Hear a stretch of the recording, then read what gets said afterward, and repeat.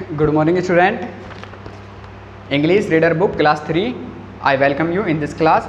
तो जैसा कि बेटे आपको विदित है कि हमारा सेकंड लेसन चल रहा था कृष्णन. सेकंड लेसन हमारा कृष्णन चल रहा था और हमने पढ़ लिया था कि कृष्णन एक लड़का होता है जो कि रेगुलर एक्सक्यूजेज बहाने बनाता है स्कूल नहीं जाने के लिए. लेकिन एक दिन उसकी माताजी उसको नहला देती है और उसका टिफ़िन तैयार कर देती है और उसको स्कूल भेज देती है. लेकिन जब वो स्कूल जा रहा होता है तो रास्ते में उसको एक उद्यान दिखता है, एक गार्डन दिखता है. तभी उसके दिमाग में एक आइडिया आता है कि वो गार्डन के अंदर जाता है कूद करके, जंप करके, और वहाँ पर एक पेड़ की छाया में सो जाता है और अच्छे से सपने देखने लग जाता है. तो उससे आगे आप देखें, suddenly he heard people screaming watch out watch out. Suddenly अचानक से, ही वह कौन, कृष्णन, हर्ड सुनता है या सुना, पीपल लोगों को, स्क्रीमिंग चिल्लाते हुए, वॉच आउट वॉच आउट. अचानक से कृष्णन ने लोगों को चिल्लाते हुए सुना कि देखो देखो. Krishnan woke up from his sweet dream. Krishnan अपने सपने की दुनिया से बाहर आया. एंड साउ और देखा, ए फियरेस एक भयानक, वाइल्ड जंगली, ऑक्स बैल एमिंग एट हिम उसकी तरफ आ रहा था. He had no time to think. He had no time to think उसके पास सोचने का भी समय नहीं था. The ox came charging at him और जो ऑक्स है उसकी तरफ दहाड़ता हुआ उसकी तरफ आया. Krishnan started running and behind was the furious ox at its heel. Krishnan started running Krishnan ने भागना चालू किया.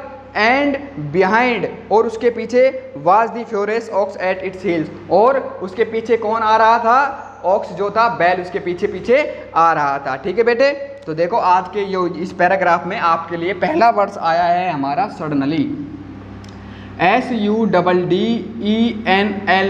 सडनली. ये है हमारा एडवर्ब. ठीक है, इसका मतलब होता है अचानक से. अचानक से ध्यान रखो, अंग्रेजी में जब किसी भी वर्ड के पीछे ly लग जाता है तो वो हमारा एडवर्ब यानी कि क्रिया विशेषण बन जाता है. क्या बन जाता है बेटे, क्रिया विशेषण. और हमारे क्रिया का मतलब होता है काम. क्रिया का मतलब होता है काम. विशेषण मतलब जो विशेषता बताते हैं. तो जो हमारे काम की विशेषता बताते हैं उनको अंग्रेजी में एडवर्ब कहते हैं. और अंग्रेजी में एडवर्ब ly लगने से बन जाता है. तो सडन यानी अचानक और सडनली अचानक से. ठीक है. तो आप जब देखें, जब कोई भी वर्ड के पीछे ly लग जाता है तो वो एडवर्ब बन जाता है, क्रिया विशेषण बन जाती है. और उसके लास्ट में हिंदी में हमको से भी बोलना पड़ता है. ठीक है बेटे. अचानक, अचानक से. सडन अचानक, सडनली अचानक से. ठीक है बेटे. सेकंड वर्ड आया है ही हर्ड, HEARD. हर्ड का मतलब होता है सुना. और ये वर्ड आपका बना है हियर से, HEAR, हियर.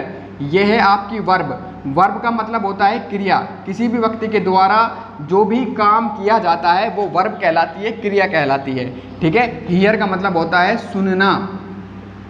ठीक है. और हर्ड यानी सुना. Here is third word PEOPLE. People का मतलब होता है लोग. फोर्थ वर्ड है आपका scream, SCREAM.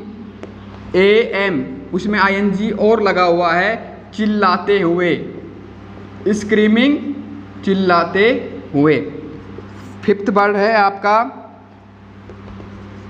Woke up. Woke up जागा, DREAM. ड्रीम का मतलब होता है सपन या सपना, ड्रीम. उसके बाद FIERCE. फेरिस मतलब भयंकर, भयानक. उसके बाद है वाइल्ड, WILD. वाइल्ड का मतलब होता है जंगली. वाइल्ड का मतलब होता है बेटे जंगली. ठीक है. Think, THINK. थिंक. थिंक का मतलब होता है सोचना. थिंक का मतलब क्या होता है बेटे, सोचना. उसके बाद बिहाइंड, BEHIND. बिहाइंड का मतलब होता है पीछे, बिहाइंड पीछे. ठीक है बेटे. ये आपके वर्ड थे. 10 वर्ड हैं आपके लिए और यही आज का आपका होमवर्क है. यही आपका होमवर्क है, आपको याद करना है इनको। एक बार आपको अंग्रेजी में याद करना है, फिर उसके हिंदी लिखनी है, फिर हिंदी में याद करना है, फिर आपको वर्ड करना है, ठीक है। एक बात ध्यान रखो, यदि आप इंग्लिश सब्जेक्ट में अपने आप को अच्छा बनाना चाहते हो तो आपको ये वर्ड पावर जो है, वोकैबुलरी जो है, इसमें आपको स्ट्रॉन्ग होना पड़ेगा। आपके जितने ज़्यादा वर्ड याद होंगे आपकी अंग्रेजी उतनी ज़्यादा अच्छी होगी, ये लिखित है, ठीक है, लिख के ले लो इस बात को। जितने ज़्यादा आपके वर्ड याद है आपकी अंग्रेजी उतनी बेटर होगी, ठीक है बेटे।